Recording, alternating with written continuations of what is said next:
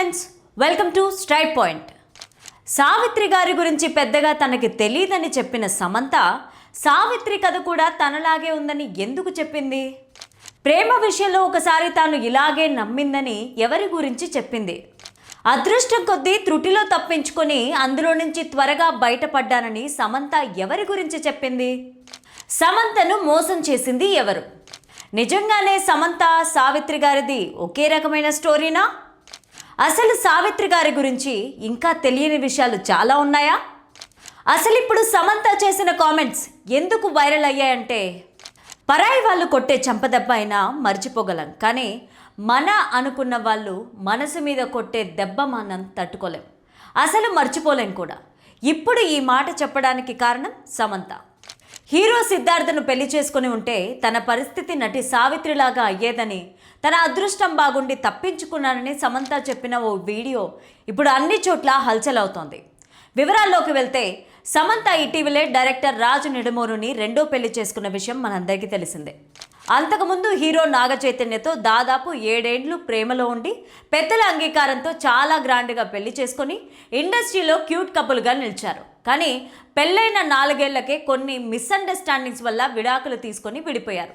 అయితే తన ప్రేమకి సంబంధించి సమంత చేసిన కామెంట్స్ ఇప్పుడు హాట్ టాపిక్గా మారాయి. 2018లో తన మహానటి మూవీలో యాక్ట్ చేయగా ఆ మూవీని నటి సావిత్రి జీవితం ఆధారంగా రూపొందించారు. నాగశ్విన్ డైరెక్షన్లో కీర్తి సురేష్ సావిత్రిగా, దుల్కర్ సల్మాన్ జెమినీ గణేషన్గా నటిస్తే సమంత రిపోర్టర్గా నటించింది.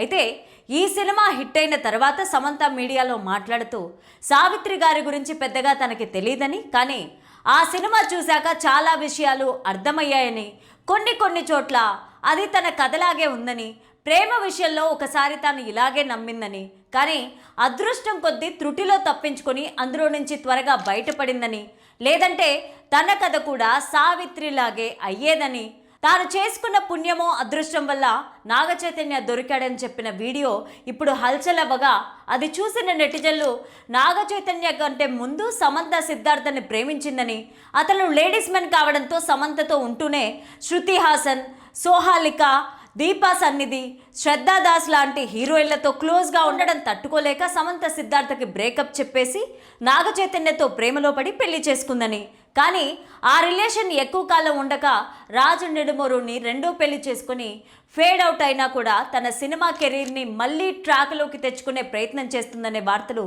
వినిపిస్తున్నాయి. ఇక ఇదిలా ఉంటే, ఆస్తులు అంతస్తులు సంసారం అన్నీ ఉన్నప్పుడు ఏది కళ్ళకు కనిపించదు. ఇక ఇదే కోవలో కళ్ళతోనే అభినయించే సావిత్రి గారు కూడా ఏదీ లెక్క చేయలేదు. నిజం చెప్పాలంటే ఏదీ కాపాడుకోలేదు. అలా తన భర్త మోసం కల్లారా చూసిన ఆమె తట్టుకోలేక మద్యానికి బానిసై పిల్లల గురించి, సినిమాలు, ఆస్తుల గురించి పట్టించుకోకుండా 596 రోజులు కోమాలో ఉండి మరణించిన విషయం మహానటి సినిమాలో చూపించారు. కానీ ఆ సినిమాలో చూపించని చేదు విషయాలు మరియు సావిత్రి గారి గురించి మీకు తెలియని కొన్ని విషయాలను ఈ వీడియోలో చెప్పేందుకు నేను ప్రయత్నిస్తాను. మీరు మాత్రం ఈ వీడియోని చివరి వరకు చూడండి. ప్లీజ్ లైక్ చేయండి, షేర్ చేయండి, అలాగే బెల్ బటన్ నొక్కి సబ్స్క్రైబ్ చేసుకొని స్కిప్ చేయకుండా ఎండింగ్ వరకు చూడండి. ఇక స్టోరీలోకి వెళ్తే, మహానటి సావిత్రి 1936 డిసెంబర్ 6న ఆంధ్రప్రదేశ్లోని గుంటూరు జిల్లా చిర్రావూరు గ్రామంలో ఒక నిరుపేద రైతు కుటుంబంలో జన్మించింది. తండ్రి గురువయ్య, తల్లి సుభద్రమ్మ. ఈమెకి మారుతి అనే అక్క కూడా ఉంది. ఇక సావిత్రికి 6 నెలల వయసు నిండగానే తన తండ్రికి టైఫాయిడ్ జ్వరం వచ్చి కొద్ది రోజులకే అది సీరియస్ అవ్వడంతో అతను మరణించాడు. దీంతో ఆ ఊర్లో పని లేక 2 పిల్లల్ని పోషించే స్తోమత లేకపోవడంతో సావిత్రి తల్లి తన పిల్లల్ని తీసుకొని విజయవాడలో ఉన్న తన అక్క అయిన దుర్గాబాయి ఇంటికి వెళ్ళింది. అలా ఆమె అక్కకి పిల్లలు లేని కారణంగా సావిత్రిని మరియు తన అక్క మారుతిని తన సొంత పిల్లల్లాగా చూసుకుంటూ ఉండేది. ఇక సావిత్రి తన స్కూలింగ్ని విజయవాడలోని కస్తూరిబాయి మెమోరియల్ పాఠశాలలో చదివింది. చదువుల్లో అంతంత మాత్రంగానే ఉన్న సావిత్రికి డాన్స్ పైన ఇంట్రెస్ట్ చాలా ఉండేది. అలా ఈమె పెద్దనాన్న కొమ్మారెడ్డి వెంకట్రామయ్య తనని క్లాసికల్ డ్యాన్స్ స్కూల్లో చేర్పించగా ఆ డ్యాన్స్లో మంచి పట్టుని తెచ్చుకొని ఇంట్లో ఉన్న ఆర్థిక పరిస్థితుల కారణంగా సావిత్రి తన చదువుల్ని కంటిన్యూ చేయలేక డబ్బు కోసం విజయవాడలో క్లాసికల్ డ్యాన్స్ ప్రోగ్రామ్స్ చేస్తూ కుటుంబానికి ఆర్థికంగా తన వంతు సపోర్ట్ చేస్తూ ఉండేది. అలా ఈమె డాన్స్ స్కిల్స్ నచ్చి చాలా డ్రామా కంపెనీలు సావిత్రికి తమ నాటకాల్లో నటించమని ఆఫర్ ఇవ్వగా మొదట సీనియర్ ఎన్టీఆర్ జగ్గయ్య గారు నడుపుతున్న నాటకాల కంపెనీలో పనిచేయగా తనని చూసేందుకు జనాలు ఎగబడడంతో అది చూసిన సావిత్రి పెదనాన్న ఒక నాట్య మండలిని సొంతగా స్టార్ట్ చేసి అందులో సావిత్రితో నటింపజేస్తూ బాగా డబ్బులు సంపాదించేవారు. ఇక ఈ క్రమంలోనే ఆమె చేసిన నాటకాలను చూసేందుకు హిందీ నటుడు డైరెక్టర్ అయిన కరీనా కపూర్ ముత్తాత పృథ్వీరాజ్ కపూర్ రావడం, అలా సావిత్రి యాక్టింగ్ని చూసి తనని పొగుడుతూ సినిమాల్లోకి వెళ్తే మంచి స్టార్వి అవుతారని చెప్పగా అప్పటి నుంచి సావిత్రికి ఆమె పెద్దనాన్నకి సినిమాల్లోకి వెళ్ళాలని ఇంట్రెస్ట్ పెరుగుతూ వచ్చింది. ఇక దీంతో 1949లో సావిత్రి తన పెద్దనాన్నతో కలిసి చెన్నైకి వెళ్లే ట్రైన్ ఎక్కగా చెన్నైకి వెళ్ళగానే ఛాన్సులు తమని వెతుక్కుంటూ వస్తాయి అనుకుంది. అలా అక్కడ ఒక ఇల్లుని అద్దెకి తీసుకొని సినిమాల్లో అవకాశాల కోసం ట్రై చేయగా 2 నెలల తర్వాత సంసారం అనే సినిమాలో ఒక జూనియర్ ఆర్టిస్ట్ పాత్ర చేసే ఛాన్స్ వచ్చింది. కానీ చేస్తే హీరోయిన్గానే చేయాలని ఉన్న తనకి వేరే దారి లేక ఆ పాత్రని చేసేందుకు ఒప్పుకున్నారు. ఇక అలా జూనియర్ ఆర్టిస్ట్ పాత్ర ఇచ్చిన డైరెక్టర్ చెప్పిన టర్మ్స్ అండ్ కండిషన్స్కి ఒప్పుకోకపోవడంతో తనని ఆ మూవీ నుంచి తీసేయడం జరిగింది. అలా 1 ఇయర్ ట్రై చేసిన తర్వాత అగ్ని పరీక్ష అనే మూవీలో ఒక చిన్న సపోర్టింగ్ రోల్ చేసే ఛాన్స్ వచ్చింది. కానీ ఆ మూవీ తర్వాత ఎంత ట్రై చేసినా ఛాన్సులు రాకపోవడంతో సావిత్రి మళ్ళీ ఊరికి వెళ్ళిపోయి నాటకాలను చేసుకుంటూ ఉండాలనుకున్నా తన పెద్దనాన్న మాత్రం సినిమాల్లో గెలిచాకే ఊరికి వెళ్ళాలని, అంతవరకు వెళ్ళొద్దని ఖరాఖండిగా చెప్పడంతో అప్పటి నుంచి సావిత్రి సినిమా ఇండస్ట్రీకి తగ్గట్టుగా మారుతూ వచ్చింది. ఇక ఈ క్రమంలోనే ఈమెకి ఎన్టీఆర్ నటించిన పాతాళ భైరవి అనే మూవీలో ఐటెం డాన్సర్గా చేసే ఛాన్స్ రాగా ఆ మూవీ చేసేటప్పుడే ఎన్టీఆర్ గారితో తనకి పెరిగిన మంచి పరిచయంతో పెళ్లి చేసి చూడు మూవీలో సెకండ్ హీరోయిన్గా, ఆ తర్వాత పల్లెటూరు అనే మూవీలో మెయిన్ హీరోయిన్గా ఛాన్స్ వచ్చింది. అలా సావిత్రికి ఎన్టీఆర్ గారి ద్వారానే ఏఎన్ఆర్ గారు కూడా పరిచయం అవ్వగా అప్పటికే సావిత్రి ఏఎన్ఆర్ గారికి పిచ్చి అభిమాని అవ్వడంతో అలా ఆయనతో యాక్ట్ చేయాలని కలలు కంటూ ఉండేది.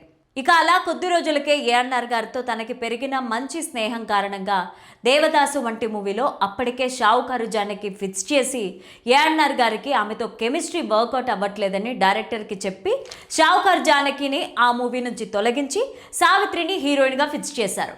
ఇక ఈ మూవీ జరిగేటప్పుడే సావిత్రికి ఏఎన్ఆర్ గారితో పెరిగిన మంచి అండర్స్టాండింగ్ కారణంగా సెట్లో వీరిద్దరి గురించి నానా రకాలుగా మాట్లాడుకున్నా అదంతా పట్టించుకోకుండా ఏఎన్ఆర్ గారు సావిత్రి దేవదాసు మూవీ షూటింగ్ జరిగేటప్పుడు బ్రతుకు తెరువు అనే మూవీలో కూడా హీరోయిన్గా రికమెండ్ చేశారు. అలా 1953లో మొదట దేవదాసు మూవీ రిలీజ్ అయి హిట్ అయితే ఆ తర్వాత బ్రతుకు తెరువు మూవీ కూడా రిలీజ్ అయి సూపర్ డూపర్ హిట్ అవ్వడంతో ఎన్టీఆర్ ఏఎన్ఆర్ సపోర్ట్తోనే సావిత్రి ఛాన్సులు వెతుక్కుంటూ వచ్చాయి. అలా ఎన్టీఆర్తో చంద్రహాసం, ఏఎన్ఆర్, ఎన్టీఆర్, సావిత్రి ముగ్గురు కలిసి పరివర్తన, ఏఎన్ఆర్తో వదిన అనే మూవీస్ని చేస్తూ మళ్ళీ ముగ్గురి కాంబినేషన్లో మిస్సమ్మ అనే మూవీని చేయగా కొద్ది రోజులకే సావిత్రి స్టార్ హీరోయిన్గా ఎదిగింది. ఇదిలా ఉంటే మిస్సమ్మ మూవీని తమిళ్లో మాంగళ్యం అనే మూవీగా చేయగా అందులో జెమినీ గణేషన్ హీరోగా చేస్తే సావిత్రి హీరోయిన్గా చేసింది. ఇక ఈ మూవీ సమయంలోనే జెమినీ గణేషన్కి సావిత్రికి మంచి పరిచయం ఏర్పడి నిదానంగా సావిత్రి జెమినీ గణేషన్ని ఇష్టపడ్డం. ఇక అప్పటికే జెమినీ గణేషన్ సూపర్ స్టార్గా ఉంటూ తాను యాక్ట్ చేసిన ప్రతి హీరోయిన్తోనూ ఎఫ్ఐఆర్ పెట్టుకునేవాడనే వార్తలు వినిపించేవి. అంతేకాకుండా జెమినీ గణేషన్కి అప్పటికే 2 భార్యలు 6 పిల్లలు ఉన్నా కూడా సావిత్రి అదంతా పట్టించుకోకుండా జెమినీ గణేషన్తో క్లోజ్గా ఉంటూ వచ్చింది.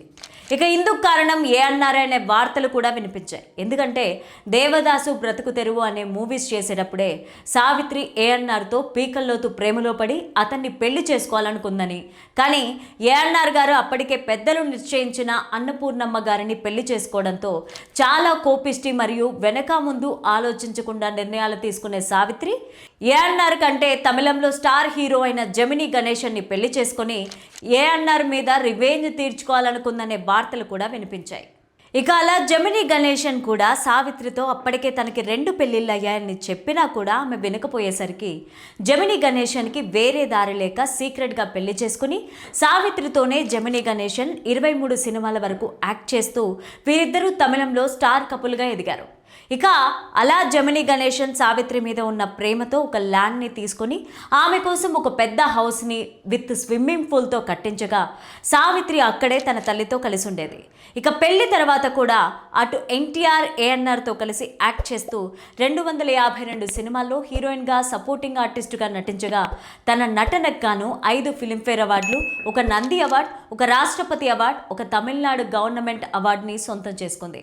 ఇదిలా ఉంటే ఒక ఇంటర్వ్యూలో అప్పటి స్టార్ హీరోయిన్ అయిన జమున గారు మాట్లాడుతూ సావిత్రి ఇండస్ట్రీకి వచ్చిన కొత్తలో తనకి మందు అలవాటు లేదని, ఏఎన్ఆర్ గారితో ఎక్కువ మూవీస్ చేయడం వల్ల ఆమెకు కూడా మందు అలవాటు అయిందని, అలా షూటింగ్ ప్యాకప్ అవ్వగానే వీరిద్దరూ కూర్చొని మద్యం తాగేవారని, తనని కూడా బలవంతం చేస్తే తాను అక్కడి నుంచి వెళ్ళిపోయేదాన్నని చెప్పడంతో ఈమె వ్యాఖ్యలు అప్పట్లో హల్చలయ్యాయి.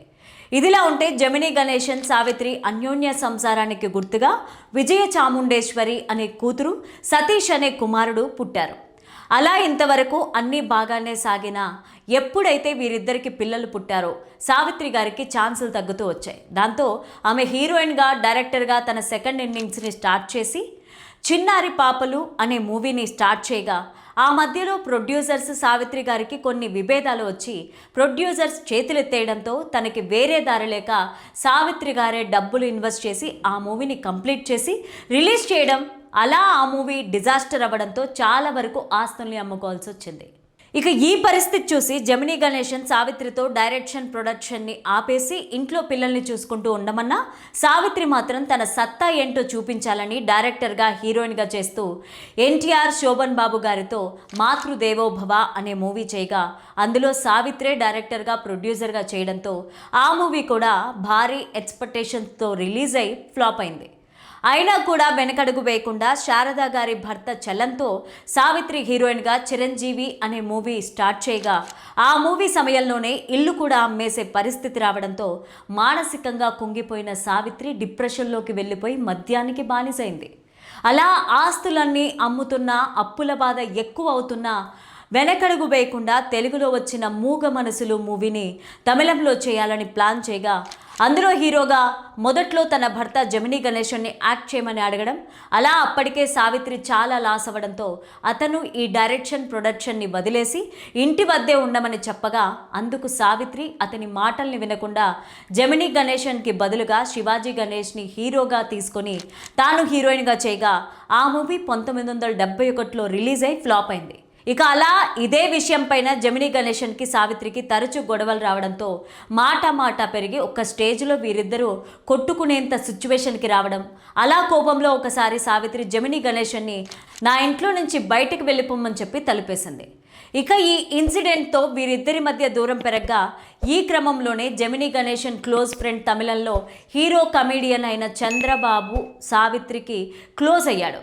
ఎందుకంటే తాను ఎంజీఆర్తో ఒక మూవీని ప్లాన్ చేసి అందులో సావిత్రి గారిని హీరోయిన్గా తీసుకోవాలనుకున్నాడు. కానీ ఎంజీఆర్ మాత్రం సావిత్రి ఓల్డ్ అయిపోయిందని, ఆమెకు బదులుగా మరో హీరోయిన్ని తీసుకోవాలని చెప్పినా చంద్రబాబు మాత్రం తన మూవీలో హీరోయిన్గా సావిత్రి మాత్రమే చేస్తుందని, మరో హీరోయిన్ చేయదని గట్టిగా చెప్పి గొడవపడి ఆ మూవీని చేయకుండా వచ్చేయడంతో ఈ విషయం తెలిసి సావిత్రి చంద్రబాబు తనకు ఇంతలా సపోర్ట్ చేయడంతో అతనితో స్నేహం ఏర్పరచుకుంది. ఇక చంద్రబాబు ఆంగ్లో ఇండియన్ అయ్యుండి తన తండ్రి ఎక్కువగా డబ్బు సంపాదించడం, ఆ డబ్బుని మూవీస్ తీసేందుకు ప్రొడక్షన్లో పెట్టి ఉన్నదంతా పోగొట్టుకుని మత్తుమందుకి, మద్యానికి బానిసయ్యాడు. అలా చంద్రబాబు సావిత్రిని కూడా మత్తుమందుకి బానిస చేసి సావిత్రి దగ్గర ఉన్న డబ్బుని తీసుకొని ఒక మూవీని ప్లాన్ చేయగా ఆ డబ్బు సరిపోక షూటింగ్ సగంలోనే ఆగిపోయింది. అంతేకాకుండా జమినీ గణేషన్ సావిత్రిని చూడాలన్నా చంద్రబాబు పర్మిషన్ తీసుకోవాలనేంతలాగా సావిత్రి, చంద్రబాబు క్లోజ్గా ఉండేవారని, ఇక వీరిద్దరిని చూసి జమినీ గణేషన్ సావిత్రి దూరం అయ్యాడనే వార్తలు వినిపించాయి.